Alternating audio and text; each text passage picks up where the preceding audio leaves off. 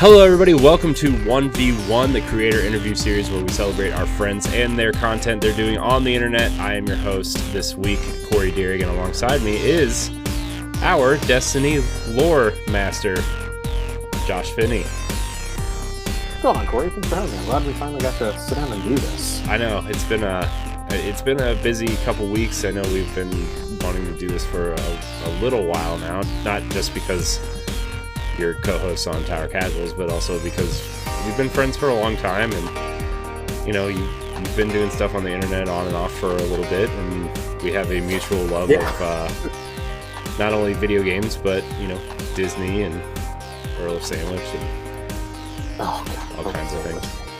Oh man, y'all are gonna hear me go off on a sandwich. I mean, there's probably gonna be at least a half-hour segment on Earl of Sandwich in particular on this episode. I'm not gonna lie. I'm gonna tag them in this episode when it goes live. I'm gonna tag them. You should. Earl of Sandwich, sponsor me, you coward. Yeah, I mean, every time I've ever posted a picture, I tag them and say, "I'm back. I love the sandwich." They're like, "Awesome, great." Their social media is on top. Open one in Texas is all I'm saying. I mean, the closest one to me is like 4 hours away, so that's all I'm saying. We used to have 3 of them in San Antonio, and I'm only like an hour from there. I looked it up a couple months ago when like the whole quarantine thing was starting, and I was like, man, I'm depressed. I could really use a good sandwich right now. Earl Sandwich has places in Texas. I remember this. Nope, they all closed last year, and I was so upset. That's unacceptable. That's all I have to say. Absolutely unacceptable. Just saying, that's unacceptable. So it's all right though. I'm trying to look up locations of it right now, and it's just like see all locations. There are 37 locations. 33 of them are in the United States, and none of them are in Ohio. There's one in Pennsylvania, in Philadelphia, which is 8 hours away. And you know, I might as well just get on a plane and go to Florida. Well, I'm not going to Florida. I'm saying, but you know. So, anyways. We'll get to our sandwich talk in a minute, but Josh, just in case people don't know who you are and don't listen to Tower Casuals, which why aren't you? Who are you? Why should people care about us and care about you in particular? And why are you so cool? I'll try to give adequate responses to those. For those of you who don't know me, I'm Josh. I have been friends with Corey and the Boss Rush crew for several years now. Corey and I actually met, if you can believe it or not, in an online Facebook group back when that was still a cool place for discussion for video games, and formed a small Destiny group to figure out the sleeper stimulant puzzle in the Taken King. And just ever since then, we've been friends through all of it. Periodically popped up as a guest on his shows from time to time. I used to host a couple of shows over on a network called Meek that I founded with my good friends Chris Kubiak and Ray Apollo. We used to do a main show over there where we tried to inject a bit of comedy into the goings-on of the nerd world, along with our beloved Topic of the Week conversations. And that spun out into Ray and I doing a video game pod and a comic books pod. Eventually, we just had to stop because we couldn't afford all these hobbies. It got really expensive to buy comic books every single week or every other week. We realized we were just talking about the exact same runs every time. We didn't really want to go pick up new books because money. I did some editing and darn you capitalism. The show just got really expensive. I did some writing and editing for a time for a website as well. And ever since then, I've just kind of floated through trying to decide what I want my next project to be. That project ended up being just kind of almost out of nowhere. It ended up being Tower Casuals over here with Boss Rush, and still kind of floating. Got a few more things in the works that I'm not quite ready to announce, but kind of getting ready to tease. Hoping to bring back podcasting on a regular basis, a separate show in addition to the Tower Casuals. I'm excited. I'm excited for that. Yeah, you guys should care about me, though, because not in a desperate plea or anything. You should always care about your friends. You should always care about your hosts. But I don't just do video games. I have a deep love for film and television, which I would argue my love for film and TV is probably bigger than my love of games. Definitely a bit more knowledgeable in that area. Actually went to film school for a brief time in college. Really, really, really dig talking about composition, about just the whole production process, the creative process behind film and television, and of course, comic books, really anything in that sort of sphere. But not tech, because I'm not good at tech. I'm really, really bad at tech. And yeah, uh, I'm your Swiss Army knife of geekdom.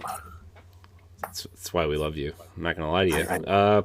So we're actually you brought up your love of movies and film, and I guess we'll jump off there for now, because that's really kind of, to be honest, one of Boss Rush Games' kind of weak spots in general. We have a title for a movie and film podcast at some point, if we ever got that far.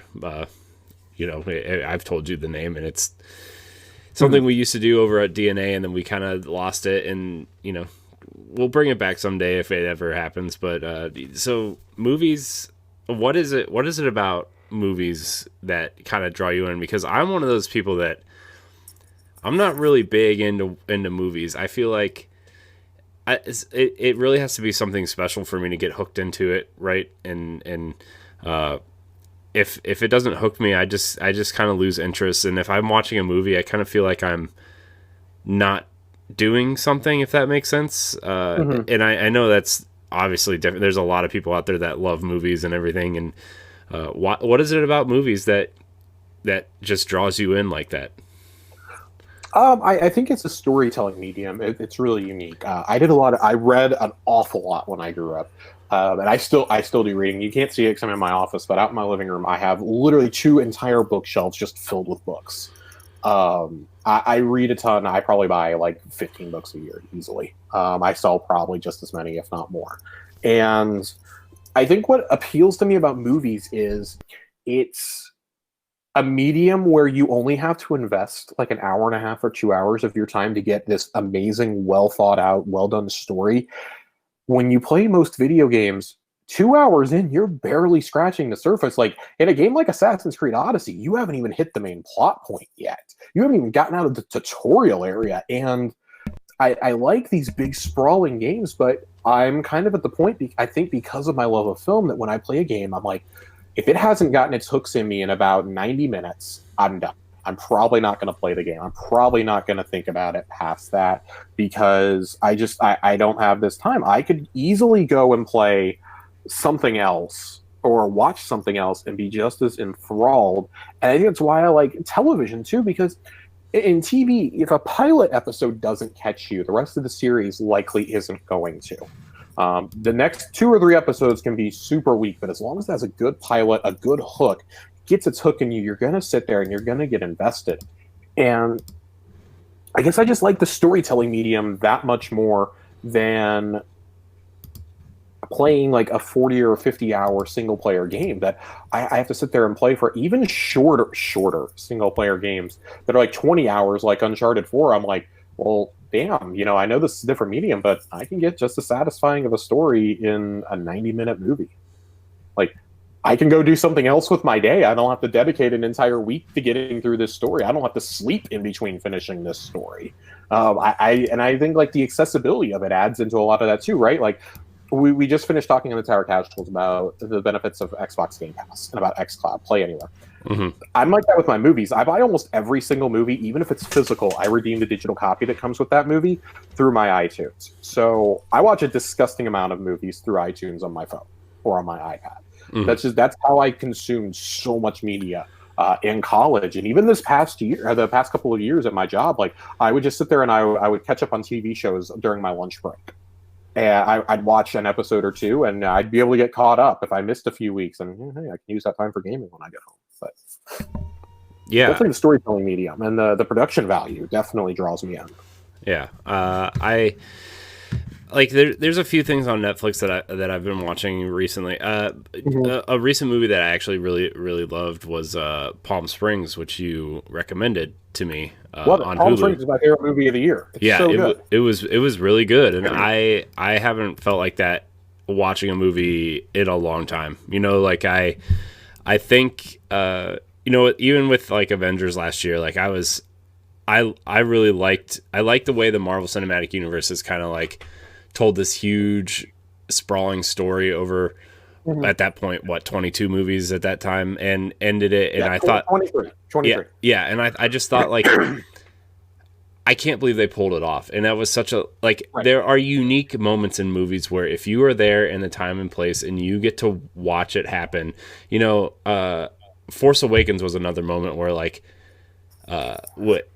when I was talking with my one friend who really loves Star Wars, it was like this is the first time in however many years like we literally don't know anything about this movie going in and what's going to happen over the next several years, and now we're at this point where okay, we know what happened, and it happened, and now we're kind of moving on from there. But and then the Avengers last year, being in that theater watching the end really and watching a new beginning kind of unfold was really something special. And there are moments like that with movies that I enjoy, but for me it's not like I can sit down and watch a movie and feel that every time, which you're not going to feel that every time. And you shouldn't. If you get that excited over something, like if any medium, if it's watching a show, if it's watching movies, if it's watching playing video games, even listening to an album or reading a comic book run, if you're getting that feeling every single time you sit down, or more than just a fleeting feeling, and you're like, you can sit down and have a moment of catharsis where you're like, this is special. This is something really special that's unfolding in front of me. But if you are like in that rip-roaring, like I lost all control of my inhibitions in Avengers Endgame, for example. I was screaming during the portal scene. Like, I don't react during movies. I cry. I get teased a lot because I cry a lot in the movies. It does not take much for me to cry. Like, and this sounds really callous, but it's like it's hard for me sometimes to cry over or get like super outwardly emotional. I like repress my emotions. But when I'm in a dark theater, like that's it. It's gonna flow. I'm just gonna cry. Somewhere I've been told that somewhere there is a video that exists of me crying during the opening crawl of The Force Awakens. Just like the minute the word Star Wars appeared, like tears just started coming down my face. Apparently, we went with about 12 to 15 friends, and my girlfriend said at one point, like everybody was just staring at me and my best friend, literally holding each other. Like our wives are sitting next to each other. We're just holding each other. we're just like clinging to each other, like crying because the words Luke Skywalker has vanished have just come on screen, and we're gasping with everyone else. Endgame happens again, not holding our significant others, holding each other as Pepper Potts and Tony Stark are going back to back with the Iron Man beams coming out. It's everything we ever wanted from War Machine. Everyone's alive. Spider-Man and Tony are reunited. Ant-Man is punching things. He's punching giant space slugs out of the sky. I don't have that same reaction when I'm watching The Social Network, though. Yeah. Like, outside of Andrew Garfield smashing Mark Zuckerberg's computer, I don't have that same feeling of like, yes, I just want to scream and cheer right now in the movie theater. I think that's a really special moment in art when you get that way, whether it's a game or a movie. I think it's just such a unique experience. I mean, you get that way when you're Link and you stab the sword into Ganondorf's head in the Wind Waker. Like, that's a moment where I dropped the control. I was like, yes, yes, yes. Did it when I killed Guilty Spark. You shot Johnson, you son of a bitch. Like, you deserve to die. Yeah. And I'm shooting this little orb, and I'm like, yes, yes, yes, yes, yes. I'm 15 up in my room screaming in the middle of the night doing this. That's the beauty of art in general, is that it evokes such a visceral reaction from us. Yeah. And even in games, like the first 15 minutes of a Halo game are going to evoke different emotions than the first 15 minutes of The Last of Us or the first 15 minutes of Shovel Knight. You know what I mean? Like they right. Just... Yeah, some of the feelings you have are way more powerful than others in different ways, and it's like I do have to admit, during the Avengers when the portal scene happened, I shed some tears. It was pretty emotional. I'm not gonna lie. I just loved the visual of Captain America standing there and by himself, and then you just see everybody start flying out of the portals. Oh, it's incredible. Like that scene, not to dote on Avengers Endgame too much. Like I've talked about this ad nauseum, but the Avengers theme has become iconic. Mm-hmm. In that regard, like you hear that, you instantly know it's the Avengers. It's When the portal scene happens, though, I feel like the music that's tied to that is going to become, as time goes on, almost as iconic because it fades into the Avengers theme. The second that Giant Man bursts up through the Avengers headquarters, saving Hulk and Rocket and War Machine, and then the theme starts as it's panning across every single hero, all the armies, and you're just like, you're seeing Cap just standing there with all the heroes behind him, and he finally says it. I think we all screamed along with Black Panther out loud. Like there was a moment of silence, and then we were all just cheering and screaming on opening night. Yeah, it just, oh my god! Like even if it doesn't hit for you, I think, and I'm one of those people who gets very annoyed when people clap in movies or like applaud the ending or start cheering. I hate that. That was it. I lost control of who I was for about the next 12 and a half minutes because it was the greatest thing I've ever seen. I like even before that though, like when Thor and Cap are fighting Thanos, and like you just see Thor's hammer like fly past. Yeah. And, like, oh my god! Like it was like when it happened, it was like, yes, it's happening. It was so cool, and then like Thor gets excited, and then you see him get you just see that split second of worry in his face, like, oh no, it was awesome. It's so good. Like it's all of it's just so good. It's oh my god. Yeah. So thank you, Kevin Feige. Thank you, based Kevin Feige. I'm really interested to see like his version of the X-Men and Fantastic Four and some of these other characters that we haven't even been introduced to yet. Yeah, it's gonna be for sure. I'm very here for Fantastic Four right now, but man, just give me Secret Wars eventually. That's all I needed to build to. That's all I needed to build to is something even more ambitious than Avengers Endgame. I need you to do Secret Wars in like 10 years. I'm gonna put you on the spot right here.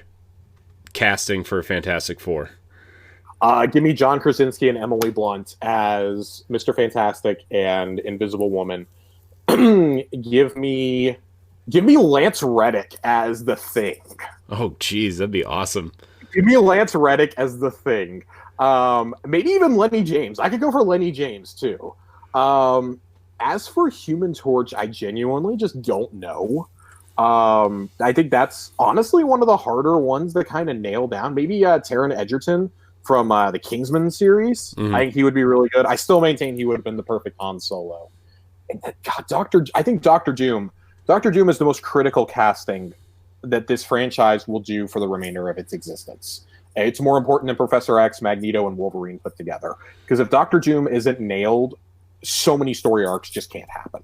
Mm-hmm. So many Marvel Universe arcs can't happen, and that's one I've gone back and forth through so many names. My dream for Doctor Doom would be Michael Fassbender. That'd be pretty. You think they would cast him? Even you who don't know him, I would love him, but I imagine they're going to go for somebody who is less expensive and far younger than somebody who's in their early 40s. But I think he would be an actor that evokes the same. I mean, maybe even Taron Egerton would be a great Doctor Doom. You have somebody who can get flat out evil, honestly, but still believes he's doing this for the good of humanity. Doctor Doom is an inherently evil person. He's going to do bad things to accomplish his goals. Yeah, and he's a twisted character. So I don't know. There's so much you can do there. Yeah. Interesting. Yeah. So I mean, what if you were to recommend movies right now to someone that maybe not these big, huge blockbusters, but something that they can watch on a streaming service right now? What are some of what are some of your favorite ones right now? I mean, we mentioned Palm Springs already, which is fantastic. You should definitely watch it. If you have Hulu, Palm Springs is definitely at the top of my list for a movie that just came out. A lot of times the movies that come out on streaming services are really bad, and this shocked me by how good it was. Yeah. I really like that one on Hulu. I don't watch a lot of more recent movies on there. When I say more recent, I mean stuff that's come out in the last year or two. Obviously, we haven't had too much this year. Other things that are on streaming services, I really dug. It's gonna be completely out of type for me. I really dug Little Women last year. Greta Gerwig's Little Women. I really dug that one. For someone who doesn't really care for the novel, I thought this was a unique spin on telling that story. Just how they structure the actual movie was really good. It's all told in flashbacks. I thought that was really cool. Their Greta Gerwig movie, which I believe is on Amazon Instant Video, Lady Bird, is basically what I imagine my life would have been if I had been an 18-year-old girl. Because a lot of the things in there were like, it's the same kind of like teenage emotions that everybody went through. I think if you went to high school in the 2000s, especially if you went to a private school. I went to a private Christian high school, so I understand a lot of those things. I understand some of the arguments with the parents, with the falling outs with friends, the reuniting, trying to get in with another group. The taste in music is there too, which is, I don't know what that says about me as a person, that I like early 2000s music a lot, but it's definitely there. And I think if I had to recommend something from Netflix, it would be it'd be The Social Network. One of my top 3 all-time movies. Nine Inch Nails does the soundtrack to a biopic that I think has only gotten more and more important as the decade has gone on. I think we all kind of underestimated, not just, it was good, but I think we underestimated the impact it would have, and that Mark Zuckerberg's story in particular and the story of Facebook would have on world events as time went on. Yeah. I think it's an incredibly timely movie, and everybody should check it out. It is a movie about Facebook, but bear with me, and it's really, really good. Yeah.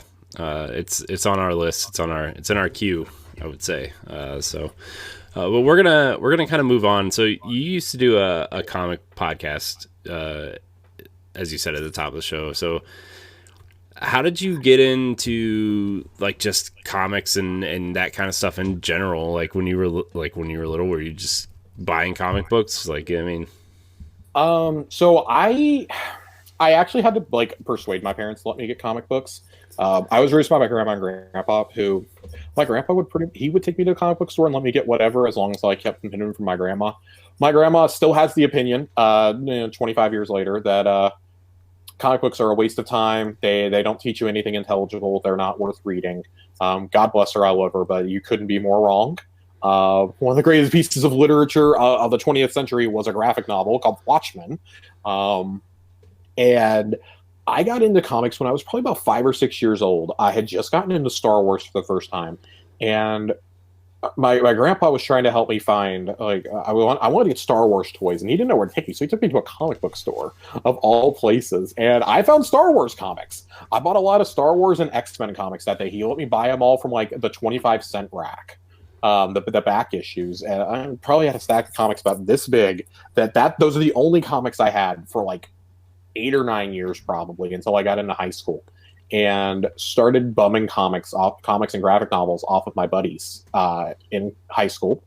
Got them taken up all the time by our teachers, because we'd sit there and we'd put the comic issues or the graphic novels inside of our textbooks and read them. And we'd get away with it, reading these comics that quite probably aren't going to be allowed in a Christian high school. Yeah, probably not. In the deep South. So, reading all that, and it was something I was made fun of as a kid for really liking comics. I was a huge X-Men and Spider-Man kid. Mm-hmm. I didn't get into the Avengers until Iron Man came out. Mm-hmm. Maybe shortly after, and I just started reading anything I could get my hands on. That's kind of when I made the transition from being like not just a 90s Marvel kid, but I actually really loved DC up until that point. I kind of transitioned to being almost a full-time Marvel reader. I was like, man, these movies are awesome, but I also really like these characters and I want to read more about them. And, still teased a lot. And then the same people who were teasing me 2 years earlier, once I'm in college, are like, dude, what is happening? Who was that big purple guy at the end of Avengers? And I'm like, yeah, I bet you wish you didn't pick on this kid now, because now you need things explained because Wikipedia can't explain it to you easily enough. Okay, guys. I still remember seeing the first Avengers and gasping when I saw Thanos for the first time. And all the people in my theater, it's like 7 a.m. screening. They're like, these are all working people. They're getting ready to go to work. And they're like, what, who is that? And I'm like standing up, like giving an information session to my theater. Like, okay, that's Thanos. This guy's going to be around like forever now. Like, that's the most important bad guy in Marvel. And they just put him in as a tag at the end of the movie. I can't believe this. He was behind the whole thing. This is amazing.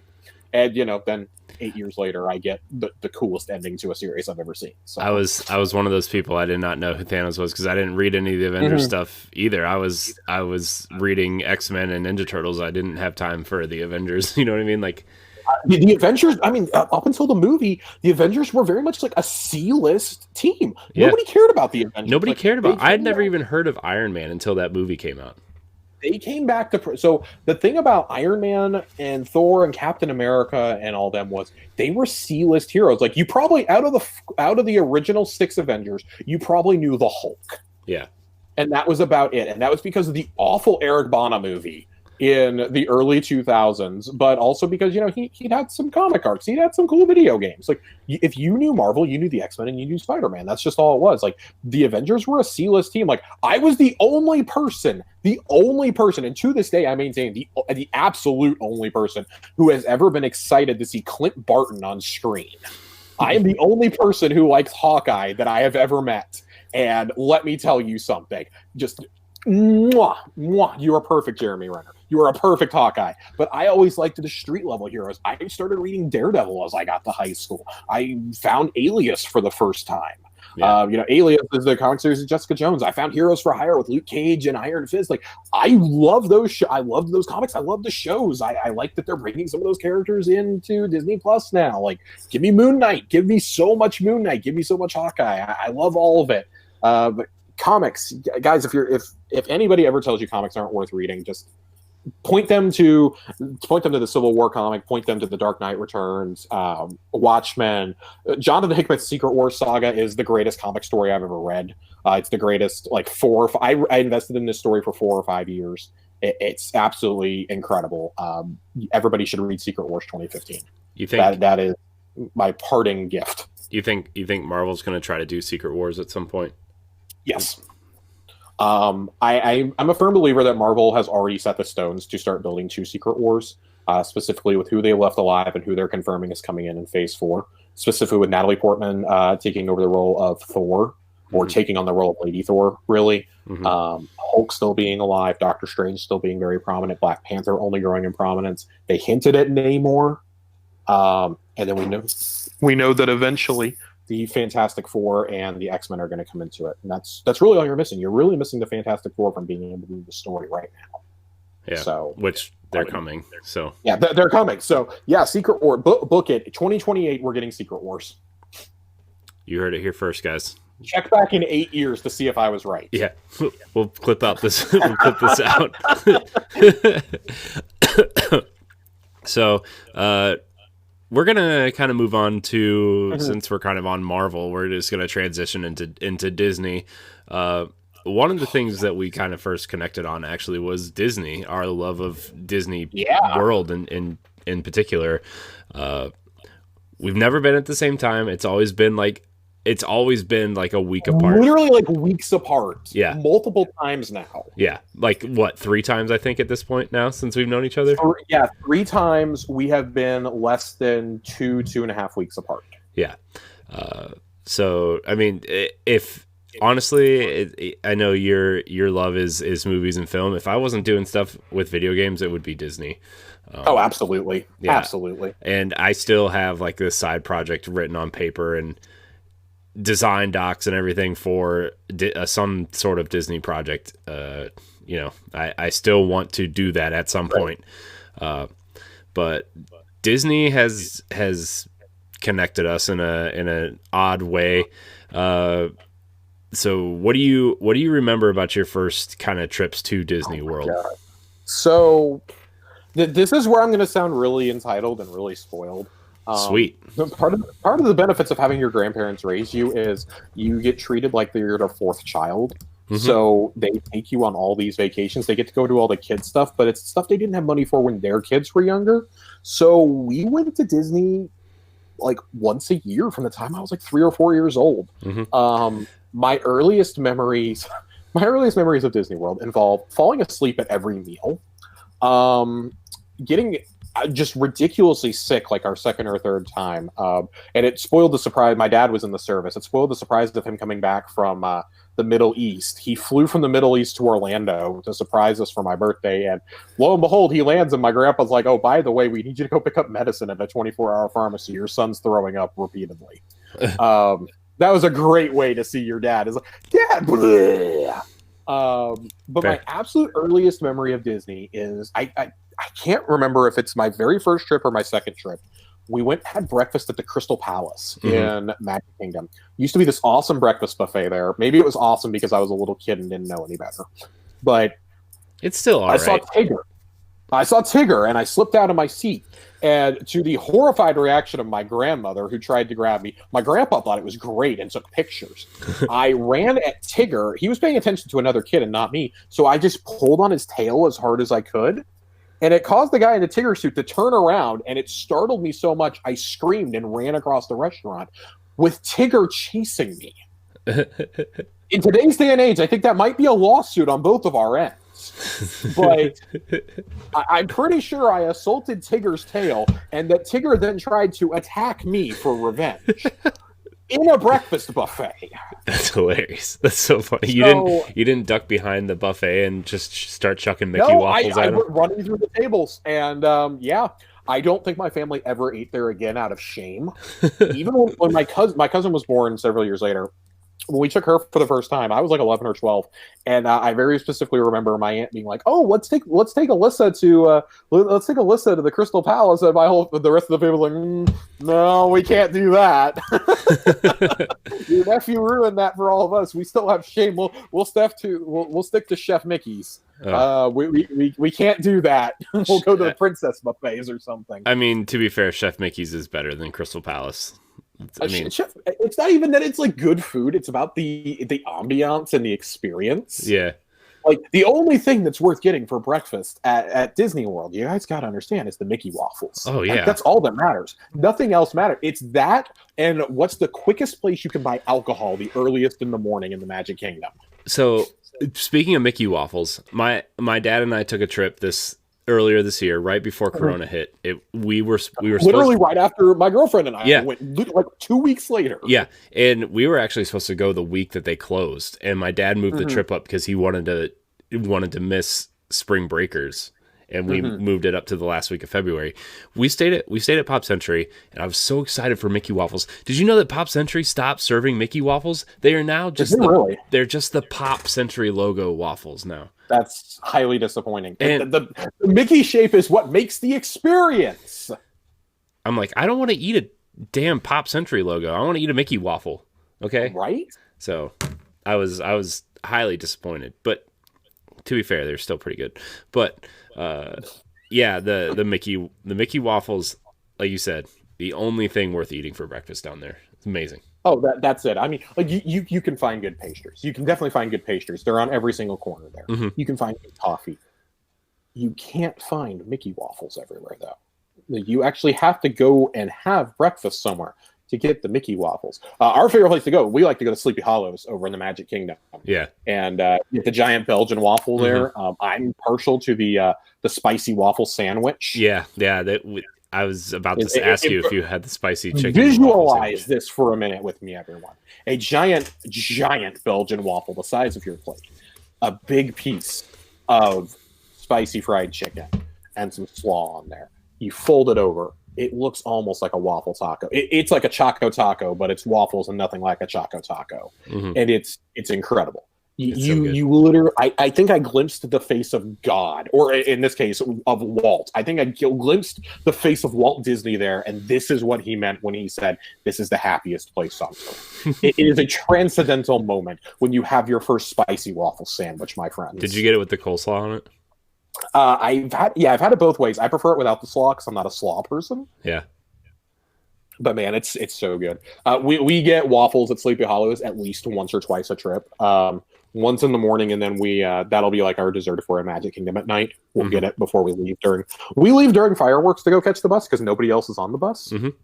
I mean, that's time. I mean, to be fair, the fireworks or we are ride good. The monorail and watch them. If you've never seen the fireworks, you should definitely watch them. But if you've seen them, you've seen them, and you need to catch the bus because you will be standing in line for at least an hour or two, depending on when you go to catch the bus back to your resort. It's, yeah. Just gonna say that.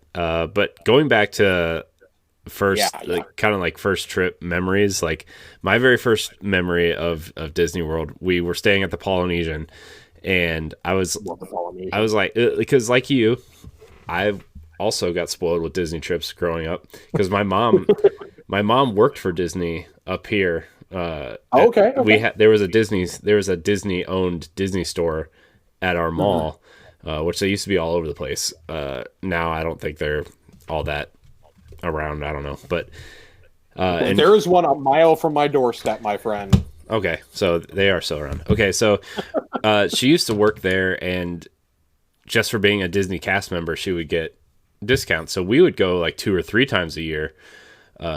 And my very first memory, we were staying at the Polynesian, and I stole a Tigger stuffed animal, and my parents had to go back and pay for it because I stole it.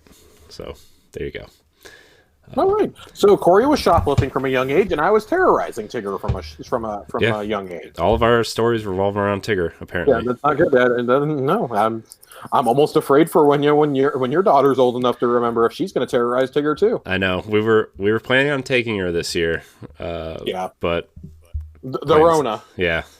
This is not the time to go. I don't know if you've been watching anything on Disney. Like I watch the Disney food blog a lot, and I watch a lot of YouTube stuff on Disney that's happening, and it's just like, it's not a good time. You couldn't pay me, even if I lived down there with an annual pass, you couldn't pay me enough to go. Yeah. So I love going, but I will gladly go next summer when it's safer. Yeah.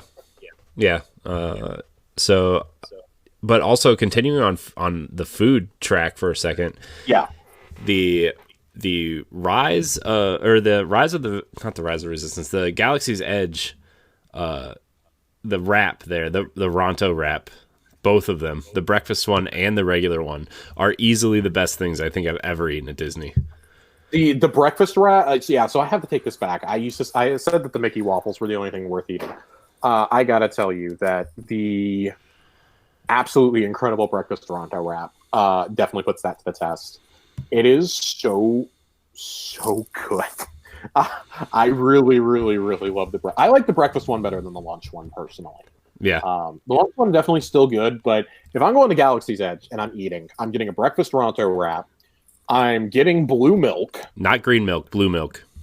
The green was fine. It was fine. I prefer the blue one, definitely. And I'm going to the cantina. Yep. I'm absolutely 100% going to the cantina. My friends, even if you don't drink, the non-alcoholic drinks are so exquisitely made there. It's incredible. The drink that I had was the fizzy tauntaun. And it had like a peach Ciroc, peach schnapps, something else in it. And the foam on the top is what really made that drink. It was this fizzy foam that, like, when you put it in your mouth like numbed. Mm-hmm.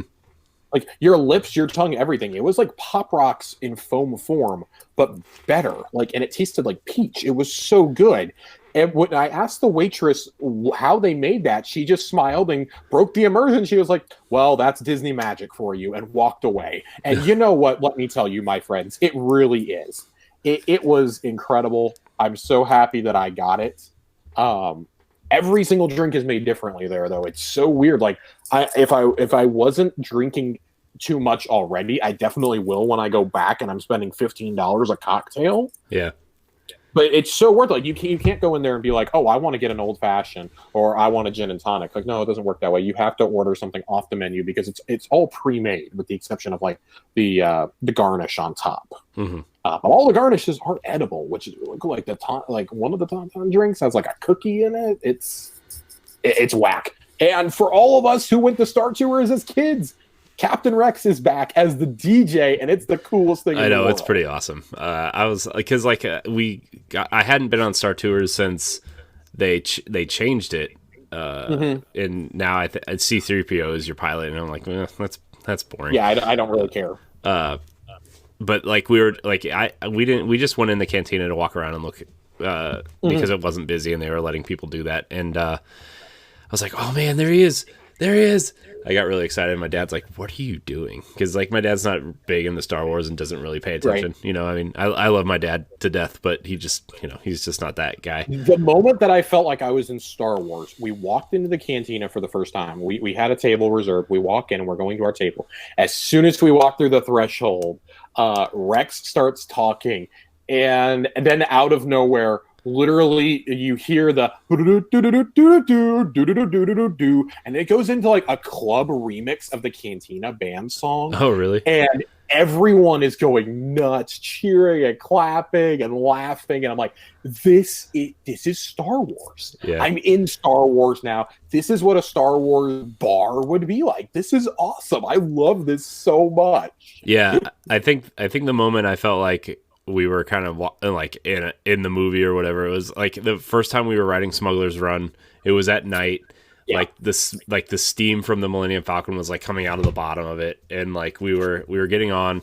We had fast passes, so we kind of just walked right into the the briefing room and everything, and then like you walk into the Millennium Falcon and you recognize it from the movies, like as you walk around in the rounded hallway and you walk into the big room with the space chess table, and you're just like, this is it. This is happening. It like I was like, man, this is so cool. And like, I'm not the biggest Star Wars fan, but I'm like, this is cool. And like, I really just want to go watch Star Wars now. And just, it was cool.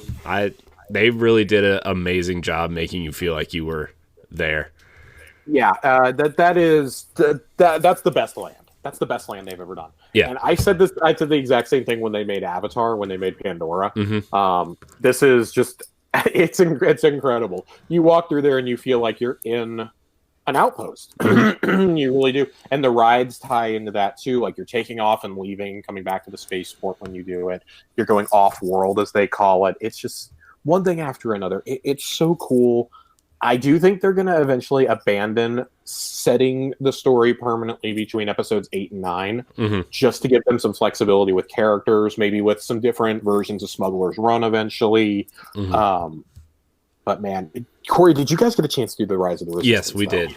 So here's the story with the Rise of the Resistance. We got there, and we were like 2 minutes late, and we were in boarding group 134, and they only board like so many during the day, like so anything after, like, I think that day anything after group 80 was like extra groups. And so we were there, and we kind of like went back to the resort, and we went to another park because you could check the status on your phone, and we were like, okay, well, we might as well just go somewhere else. We're not going to stay here all day since we're actually planning on going back the next day.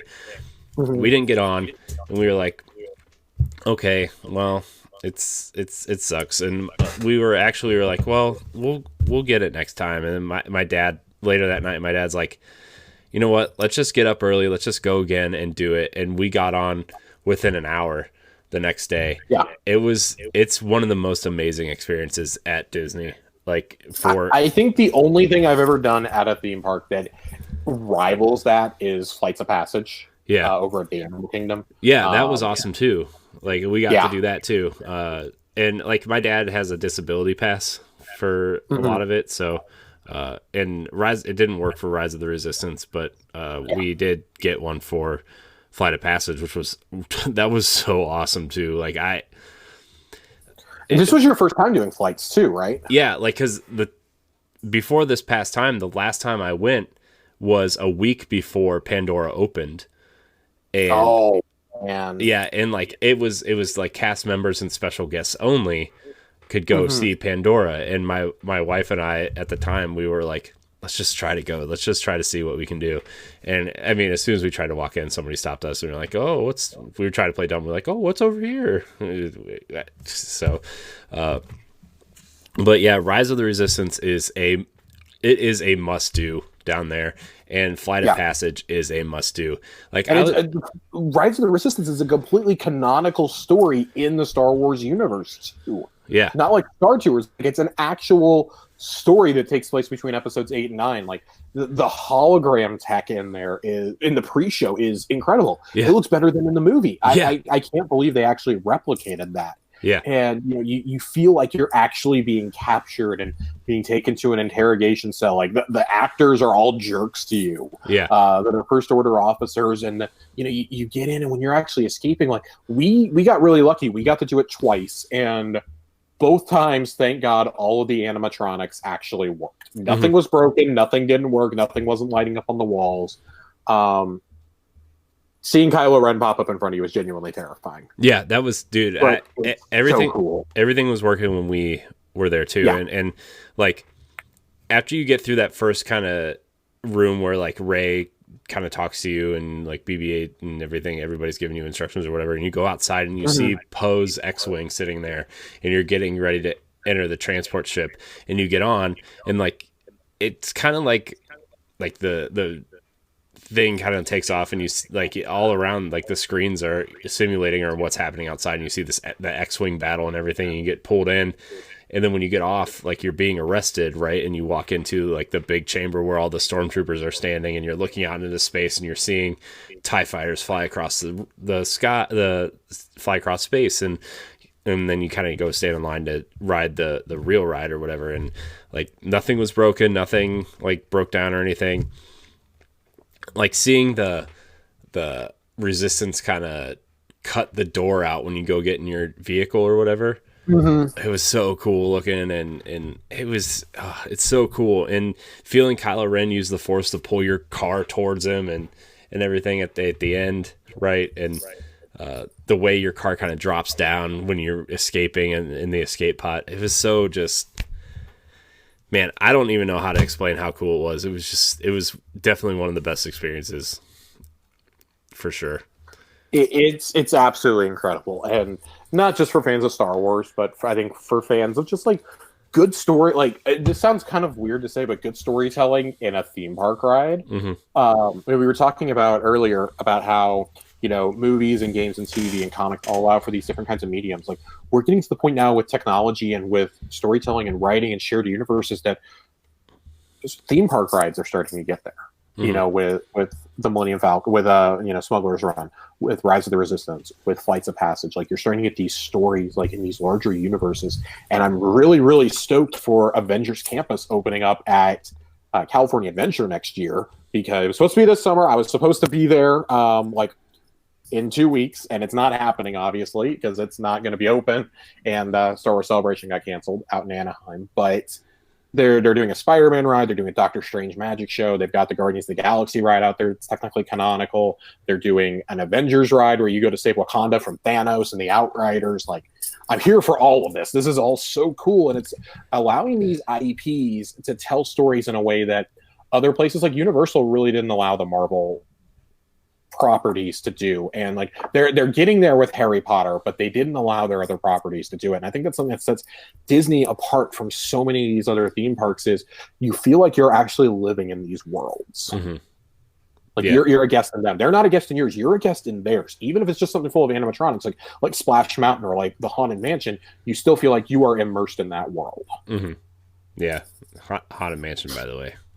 Man. The best classic Disney ride. Oh, dude, hey, hello. That's awesome. That's amazing. It's awesome. So, yeah. But yeah, I mean, Disney is just it's a special place. I know people have their problems with Disney, and sometimes it's warranted. And some of it is completely rightful. Like we're both sitting here getting like really giddy talking about Disney. They do have some practices that are not just questionable, that are just flat out bad. They shouldn't be open right now. I think it's really irresponsible, personally.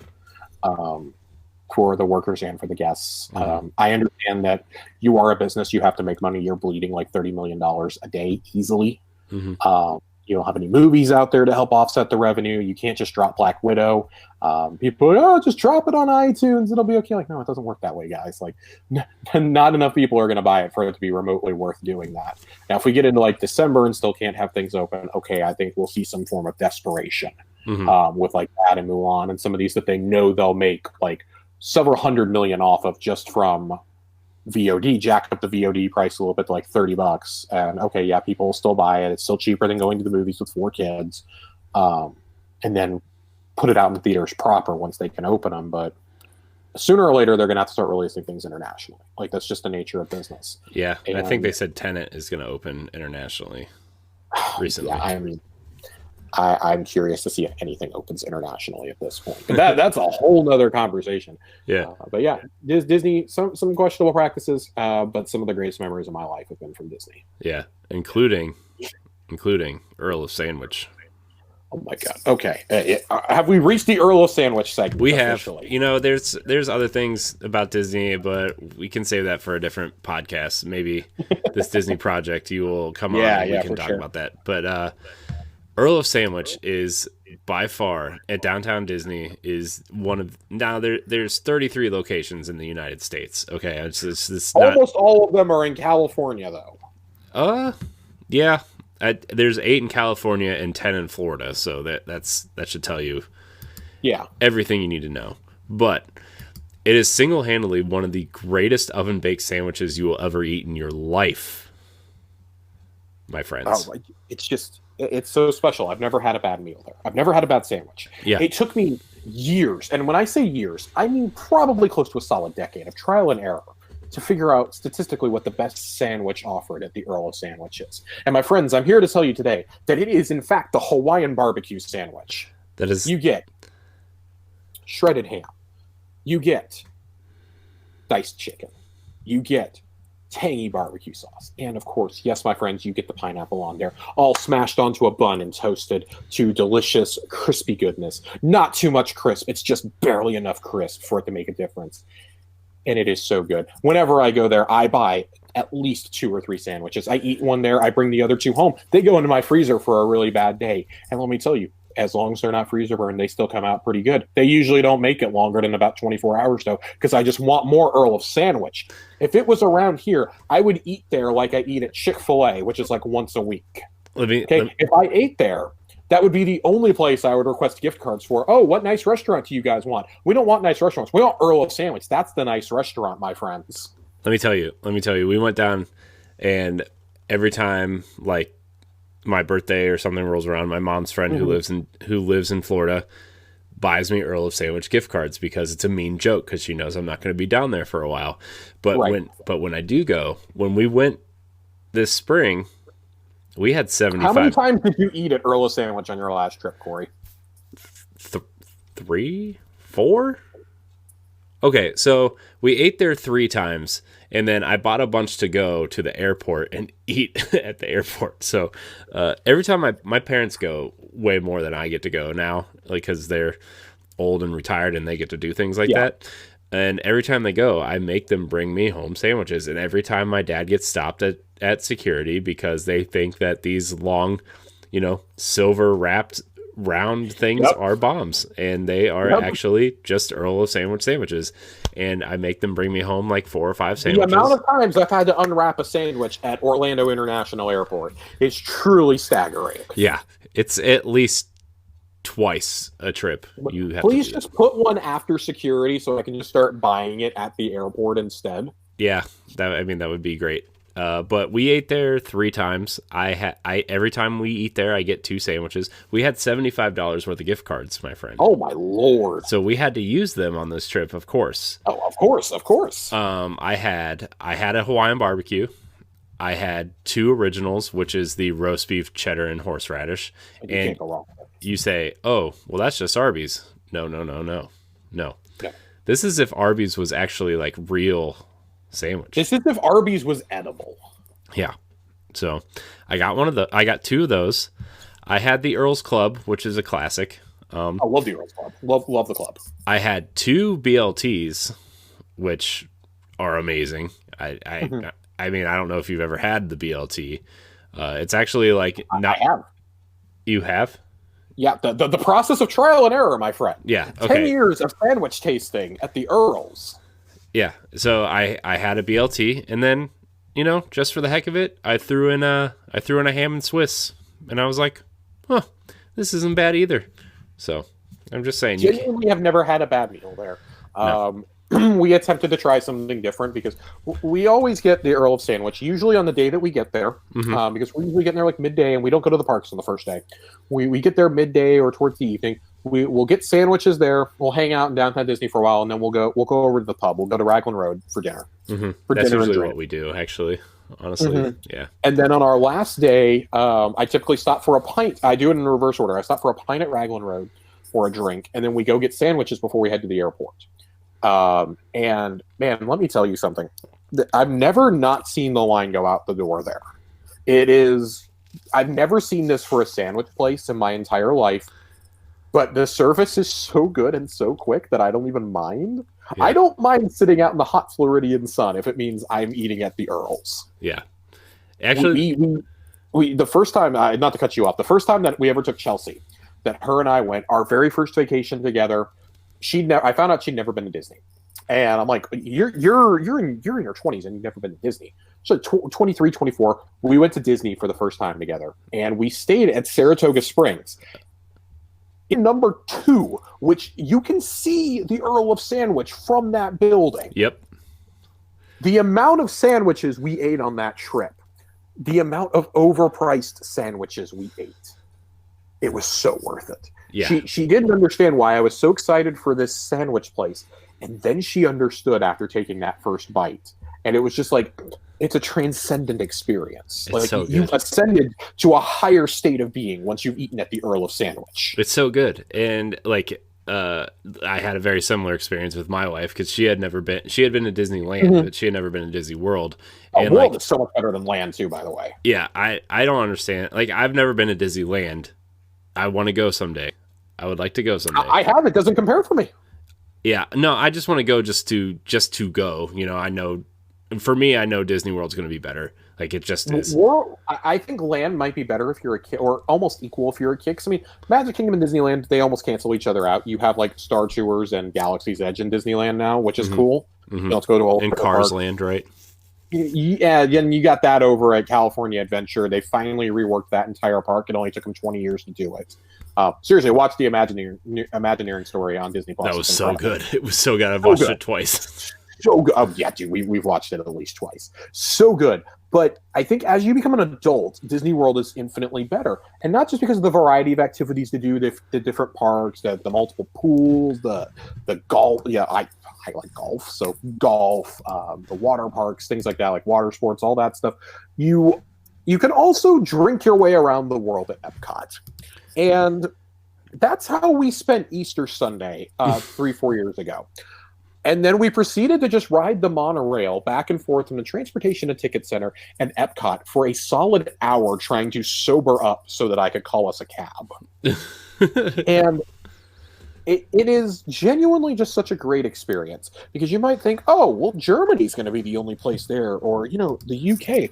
Oh, no. Actually, surprisingly, we went during the Food and Wine Festival one year. Oh, my Lord. And you get that there's a little pavilion in China that sells this, I forget what it's called, but it will knock you out if you have one, and you will just die if you have two. I forget what it's called, but we had sake. She never had sake before. She also doesn't really drink a whole lot, so that was kind of me exposing her to different kinds of international beer and a little bit of wine. Like, I definitely like wine more than she does. And we got to Japan, and I was like, "Hey, we're gonna try sake here. We're not gonna get Kirin Ichiban. Like, I can go buy that at home. Like, I keep that in the fridge occasionally. That's like the Budweiser of Japan. We're getting sake." And I was like, "We're gonna get cold sake. I don't really like hot sake too much. We're gonna get cold." And I then quickly realized, because I've never had cold sake, I'm like, I want to try something different. Hot is definitely the way to go for sake. You can't do cold. Cold is just bad. It is atrociously bad. And I took a sip of it and was like, nope, don't like it. She, on the other hand, downed it and was like, that's great. So we found out that she doesn't like beer. She doesn't like wine. She doesn't like cocktails. She likes sake. It's weird. Yeah. But it's hilarious. Like, it's a great place to go to try international food and drink. Yeah. It's the Joy of Tea Pavilion in China. And Joy of Tea. Okay. And it's called the Canto Lupi is what it's called. And it's cantaloupe juice and vodka, and it will knock you out. That sounds terrifying. It burns. I can't do vodka, so that's actually wrong to me. Everybody has one drink, and mine is either vodka or tequila. So it does not go well. My favorite thing though is the grapefruit beer over in Germany is kind of the go-to for me. It's okay. It's funny over there. I end up going to a beer that I get at home from time to time, and oh god, what is it? I'm trying to remember what it's called. I drank this for like years. König Ludwig, that's what it is. König Ludwig, which a mutual friend of ours, Chris Kubiak, introduced me to for the first time years and years ago down in Pensacola, and we downed an entire 6-pack in a night because we both liked it so much. That actually has become, if Chelsea's gonna drink a beer, that's the kind that she likes. Partially because of the memory, but partially because it's actually really easy to drink. So yeah, nice. That's been our subtle change from the Earl of Sandwich to the joys of drinking your way around Epcot. Yeah, I mean, even it's so weird to see, like, because like the Magic Kingdom, you used to not be able to drink anything over there. Like, there's no alcohol over there at all, and then you go to Epcot, and now even Hollywood Studios to an extent is like you get that blue milk with the tequila in it or whatever. It's just incredible. It's incredible. Yeah, that you want to talk about a pick me up in the morning. That is it. That is it right there. I am a fan of the breakfast cocktail, of the breakfast beer. I am a fan of all of it, and there is nowhere better to do it than at the Mouse's house. Yeah. So, but we're gonna kind of move along here. Just because it is getting late, and we just want to make sure we get some of the stuff in. So, podcast roots, Neek the podcast. You were from Neek originally.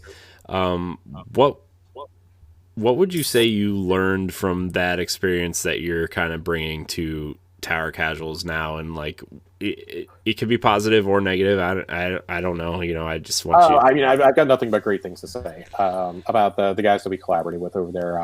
Ray, Chris, myself, and our buddy Nick. The four of us, I felt, really built I felt like we were. Sorry, my cat is trying to claw my back right now. I felt like we really built something good over there, and I think for me, it was what I took away from there was the confidence in how to lead and steer a conversation, and how to plan topics, how to really like kind of control the conversation a bit, to not just sit there and wait for a prompt, but to kind of be free to speak my mind a little bit, and to kind of help plan shows out a bit more and not just leave it to somebody else. It's something that I like to not to like dictate the way that conversations happen, but I learned how to moderate a lot over there. And I think that that's something really valuable that I've tried to take other places and other shows I've come to in the years since. It's just that, and also like that it's okay not to overextend yourself. It's better to get one really amazing good product under your belt, like not just with viewership, but something that you're confident in doing week after week after week. Make sure you're still enjoying it, and then you expand. But I think part of the problem that we had was we expanded too quickly, too fast. Mm-hmm. At one point, we had the main show that we were doing. Ray and I were doing a comic book show 2, maybe 3 times a month. I had a video game show I was doing every time. I only did that every time there was a big new release, but it involved us playing through a big AAA game, and then me and somebody else even have had to be a guest sitting down and discussing it. There was an anime show going on at one point with Chris, Ray, and another one of our friends, and it became too much. Like we had something almost every day of the week, and it became really, really hard to promote our content. I felt like we spread ourselves a little bit too thin, and I really think if we kept it that one main show, maybe one other one, maybe done the comic show or done just the video game show, that it would have been better. And I also learned the value of that sometimes less is more. Mm-hmm. When it comes to panel guests. Like when Age of Ultron came out, we were about 6 months into doing this show, and we had like 8 or 9 people on that episode for a giant panel discussion. And it was this long, chaotic, like 2.5 hour long show. Mm-hmm. Trying to get everybody's opinions in there, and it just didn't work. And that kind of showed me, like, I think one thing I learned was our one-on-one conversations we had, much in the style of Tower Casuals, is that if you have two people really sharing their opinions and they occasionally bring in a third guest, I think that's just so much better for discussion and for getting to know your audience, the audience getting to know you. And you occasionally have that guest voice to shake up the dynamic a little bit. Like every week doesn't need three people. It's not an IGN show. It's not a Podcast Beyond or a Kind of Funny or something like that. It's, it's a couple friends getting together, two, sometimes three friends getting together, sitting around their webcams, talking about things that they're passionate about. And I think that it allows everybody to have an equal voice. The more voices you add into that mix, the more difficult it becomes to do a coherent show, I think, at times. Yeah. No, I definitely get that, because like that. I mean, I think that was before Boss Rush. Most people know I was part of a group called Nerds Gone Rogue, and I feel like that problem was we kind of overextended ourselves, and not everybody was on the same page, and we, overextending was kind of the big issue there, among other things. That's why I've been taking Boss Rush kind of slowly, and I know we are doing kind of a lot, but we are in a place where, we don't all have to be a part of everything. Obviously, we have a team that everybody's on the same page, and everybody knows that they're not obligated to do everything or anything that they don't want to do. And, it's kind of, and that's why I took last week off, right? Because I was like, okay, I'm kind of feeling it a little bit, kind of feeling that kind of doing too much type thing. So I just took last week off, and guess what? The shows went on and they were great. I think the Boss Rush episode that went up today was great, and I had zero part of it except for posting it, and the Nintendo Power Black episode that's going up tomorrow, right? It's great. I wasn't on and it. I think that's the important part of being a content creator, is realizing your limits and pausing to take a minute to reflect, and just, even if it's just taking a week or a show or two off, especially if you're on multiple shows, to kind of go, okay, I need this as like a mental recharge. I want to take a break. Like I liken playing an ongoing game like Destiny to this. I take breaks periodically so that I don't start resenting it, so that I don't get burned out. Resentment is a bad word. So I don't get burned out as quickly on something that I truly love doing. When it's become a part of my weekly routine, sometimes I just need to step back for a couple weeks, like step out of my fire team for a little bit and then come back. And I think that's part of what doing it with a smaller crew really helps in content creation is, you're still going to get those days where, okay, I got to take a break, but I think you're less likely to do that, or that if you need to, you've got another host who can pull somebody else in and have another great one-on-one, have another great discussion. And that's something I really, really like about the show that we're building so far, is that it very much feels that way. It's two friends sitting down talking. We do want to do guests eventually, but it's us kind of establishing, like, what do we want from this show? What do we want this show and this extension of Boss Rush to be?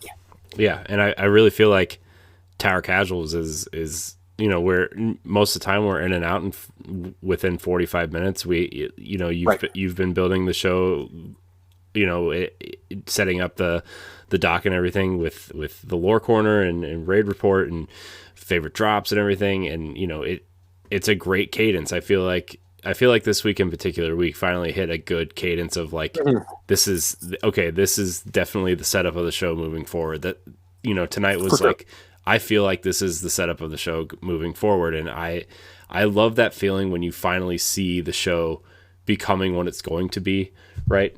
We've been doing the show for 2 months, and we had a hiccup here and there, and now that it's just us two, and like you said, we want to bring guests on at some point eventually, and I think that'll add a good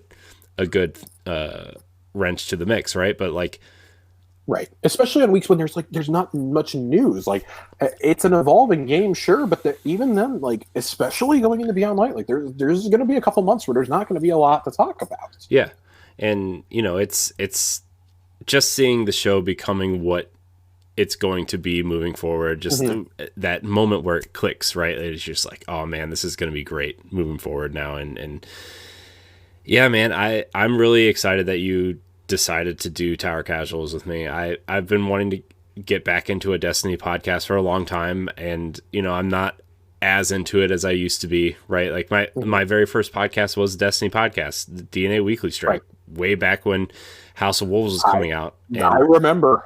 yeah. It ran for 63 episodes, right? It was a fun show. And, we kind of got in a place where my co-host didn't want to do it anymore, and then it just kind of fizzled out, right? And I've tried to bring it back two or three times since then. And like, I was thinking about the Destiny show, and I was like, okay, maybe not. And I was like, you know what? Why not? And I'm so glad that you decided to do Tower Casuals with me. It's been I love it. It's brought joy to my Monday nights, honestly. Like just sitting down, talking about the game that I love, even though I can't play it every night for 4 or 5 hours a night anymore, right? But like, that's why it's called Tower Casuals, right? Is because I play it casually, but my brain loves the game like a hardcore player, and I want to talk about it, and I think that's what's great about it. And you bring such a great part of Destiny to it with the lore stuff.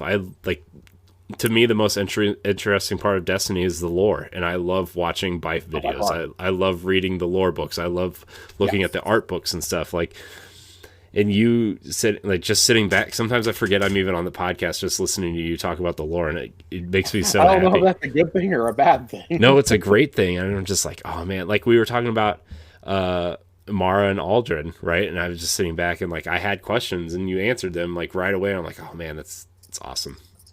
So, well, thank you. I appreciate that. I mean, so just kind of to maybe hit on this last note, Destiny has been in both of our lives for a long time. Memories of Destiny.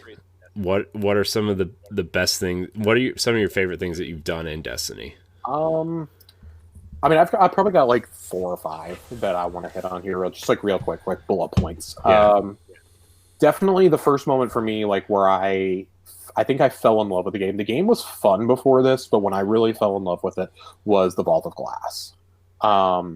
Doing the encounter to open the vault was unique, but I was like, okay, we've done some stuff in Strikes. Okay, this isn't anything too special yet.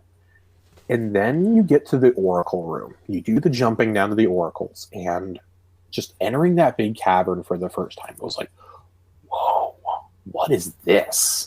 I've never seen anything like this in a shooter before.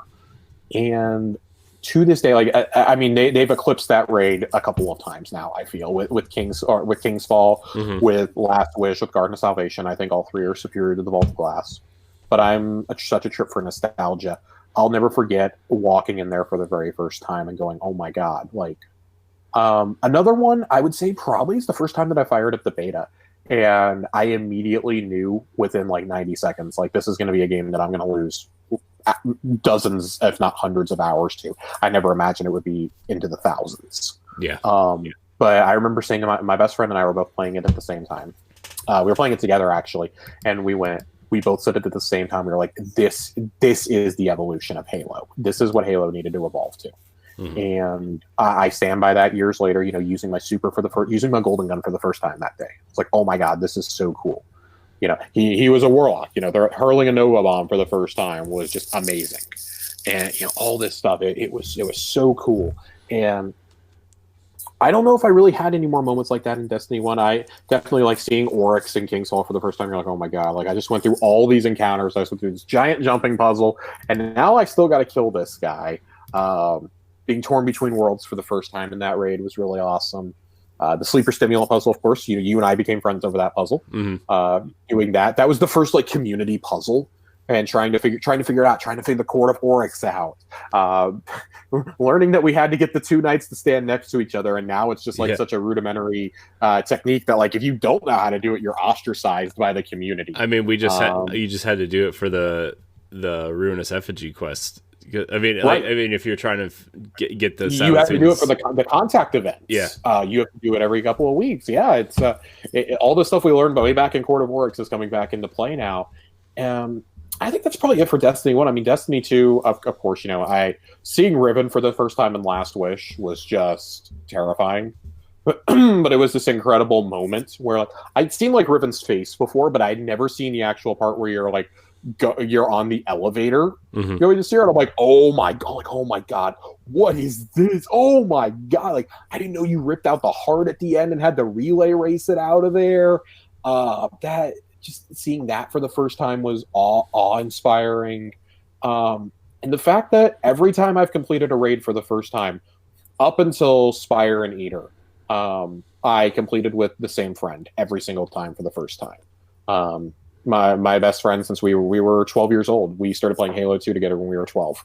The week it came out, his older brother went and bought it, and we started playing together. Bungie's been a part of my life for over 15 years now. For 16 years this November, Bungie has been a major part of my life.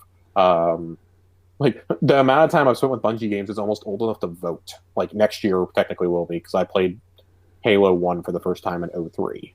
So yeah, almost going on 17, 18 years of being a Bungie fan, and they find new ways to surprise me. I get that there's problems with the game, but man, some of my favorite video game memories ever have been from freaking out with friends, from last second clutch raid finishes. Me and another guy were the only ones alive still when we were fighting Atheon, and just like throwing whatever we could to kill him, and finally killed him. Everybody comes back. I was like, oh my god, we did it. Having clutch King's Fall runs like that. We just had one the other night with Garden of Salvation, or with Crown of Sorrow, as people were dropping, like, okay, well, just like 2 or 3 of us need to do as much damage as we can right now. Just commit right now. And, did it. Everybody gets res. Oh my god, it's this really cool experience. You're taking on Insurrection Prime, and, seeing friends get exotic drops. Just, there's so much wholesomeness to this community and to these moments, like whether it's a clutch PvP finish, or even just like experiencing the story for the first time, fighting in the Black Garden, fighting the voice of Riven, like, you're doing all these things. The Rise of Iron mission where you're just running around with a gigantic axe. Yeah.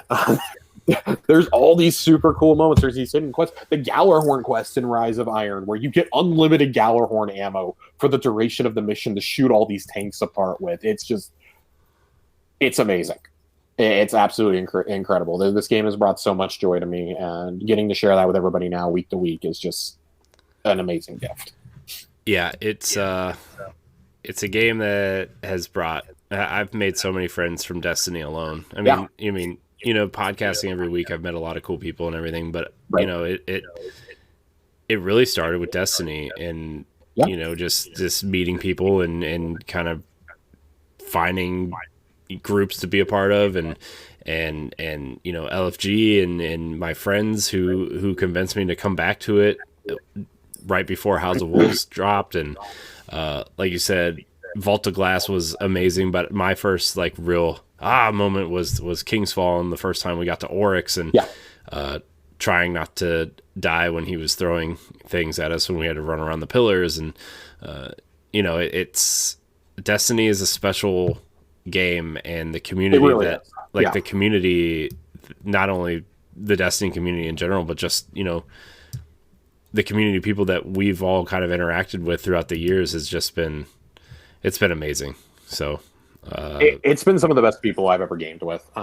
There's a reason why like most of my friends list is people that I've met through Destiny or who play Destiny. Of course I've got friends who play other things that I've just known forever. But the vast majority of my friends list plays Destiny, at least on a semi-regular basis. I mean, I've met some of my best friends through it.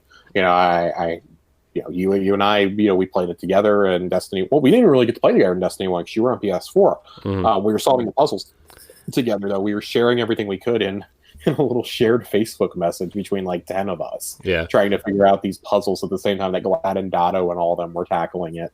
And then that led to last summer actually, I met the group that I play with now pretty regularly just through a random Reddit post.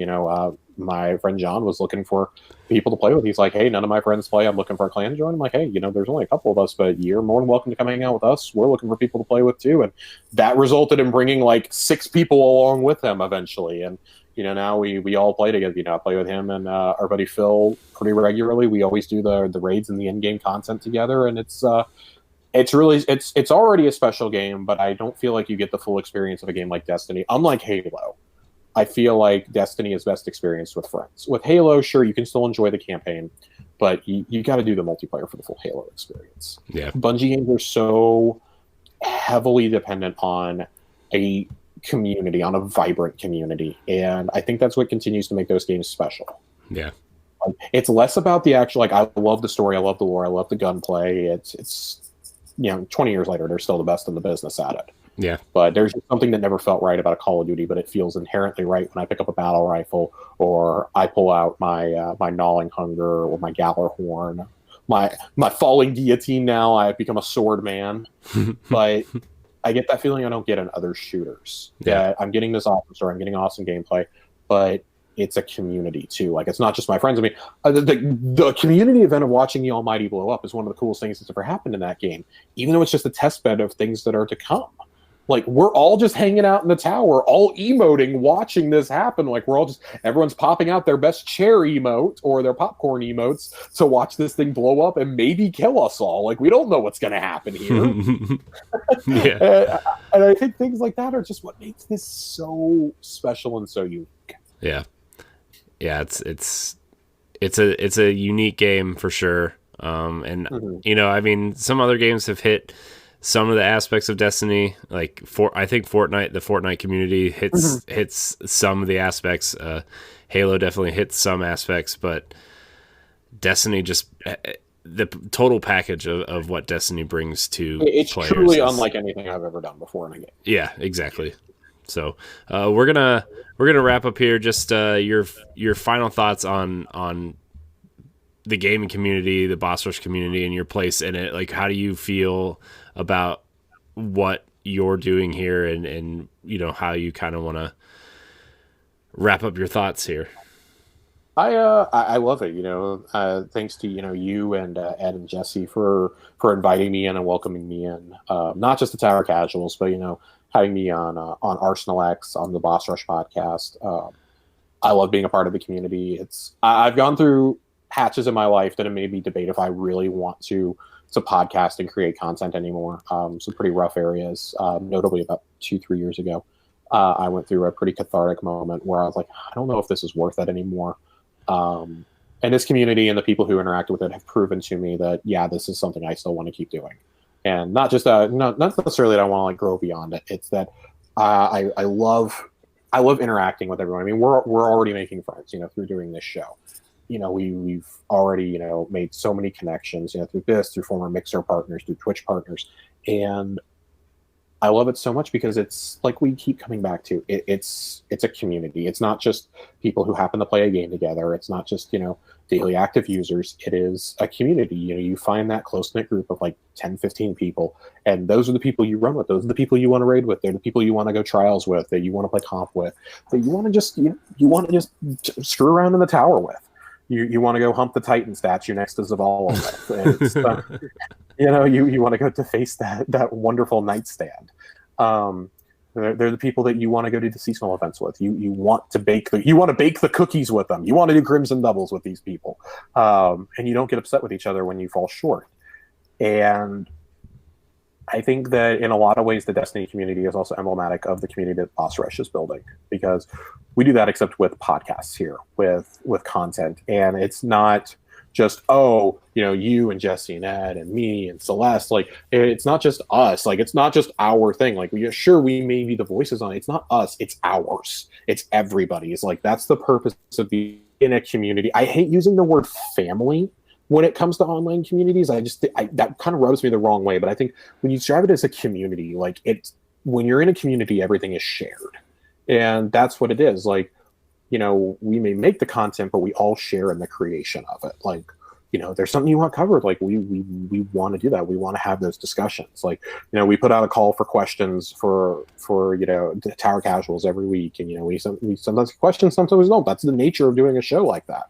And it becomes about a shared experience. Like, not to keep repeating myself, but that's what it comes down to. And I think that's what I love so much about this community and going forward. Like, I want to be part of building that up. I want to help build that, not just here, but like, I want to build up positive communities. We have enough negativity going on in the world right now, and I'm guilty of being very negative. Like, I'm guilty of being a negative Nancy a lot, but I think we all are too. What I mean? Yeah, I think it's hard not to right now. But just hearing the reception of how people have responded to Tower Casuals, and people like friends being like, I don't even listen to it, but you said you were doing a show again, and man, it makes me kind of want to jump in and play. Like, dude, do it. Come play with it. Like, it's free on Xbox. New Light is free. Come play. Come come suffer in Gambit together. Come play some Iron Banner. Come play some Mayhem with me. I'll show you to play Breakout, I'll show you how to play Breakout. I'll show you how to do raids. Like, I want to share this with my friends, and if that means redoing the same content over and over again, cool. Like, as long as it's not Crown of Sorrow, I'll do it. Yeah. Crown of Sorrow. That story was so funny, by the way. But yeah, I mean, I feel like, just to kind of wrap it up here, I feel like it like I felt that way probably about a 8 or 10 months ago of like, I don't know if this is really worth going through this anymore, and just creating stuff. And right. I had a long talk with Ed, and a little bit of a talk with Jesse, but mostly with Ed, because we've been podcasting together for 6 or 7 years at this point. Right. And we were just like, I was like, look, man, I don't know if I can really do this. And he's like, no, we need to be the positive force in this negative world. And like, when we started Boss Rush Up, we were just like, look, we have to have 3 things. We need to be positive, we need to be constructive, and we need to be inclusive, and have a community that shares those same values. And that's kind of how we've approached it. And for the most part, not everyone that we've done stuff with has been, part of that, but you know what I mean? Like, for the most part, I feel like we've done a pretty good job of having a great community that is positive and reaches out and shares and gives us questions and gives us feedback, and all in a constructive, positive manner. And now Tower Casuals is becoming the same way. We have a community that is very positive and happy to jump in and play, and nobody really yells at each other for messing up and everything. Like, it's just right. I'm glad I stuck it out, and I'm glad that you decided to come in and stick it out with us too, because it's this show is nothing without you, honestly, and I'm glad that you decided to come in and be a positive force in our community too. So, well, thank you for that. I appreciate that, Corey. Because I think you're a great person. I think even Ray. I know we haven't really touched on him either, but like he's a great guy. Like, he helped found Boss Rush, and Ed has been a positive force, and Jesse, and adding Celeste to the mix. And now we're talking to LaRon, who has been a great asset to have on our team now too. And it's just like, everybody who's currently on our roster of team is just been a fantastic force to work with. And it's just right. I don't know if I've ever loved making content more than I do right now. And that's, It's definitely the best experience I've had. I didn't know if I would capture that feeling I had at Peak ever again, and I think through doing Tower Casuals, I'm starting to feel that again. That was kind of my, whenever we would sit down to do our weekly recording, that was kind of my chill time. That was my hangout time. Like, I was talking with my buddies, but we happened to put it on the internet for people to listen to. Like, it's the same conversations I have with my friends, and like the ones that you and I have are the same ones that I'm sure I'm about to go have on mic when I hop in to play an hour of Destiny after this. I'm gonna have the exact same conversations there, just without Lore Corner. There might be Lore Corner. You don't know. No, there will not be. There is no Lore Corner on the mic unless we are asked questions, and then I usually try to defer to somebody else or steer them to Bife. If you have 4 hours, go listen to Bife. Right. You'll fall down a rabbit hole. Yeah. I've fallen down plenty of rabbit holes, and I've wasted a bunch of time watching those videos, and I don't regret a single second of it. So no, it's so worth it. Yeah.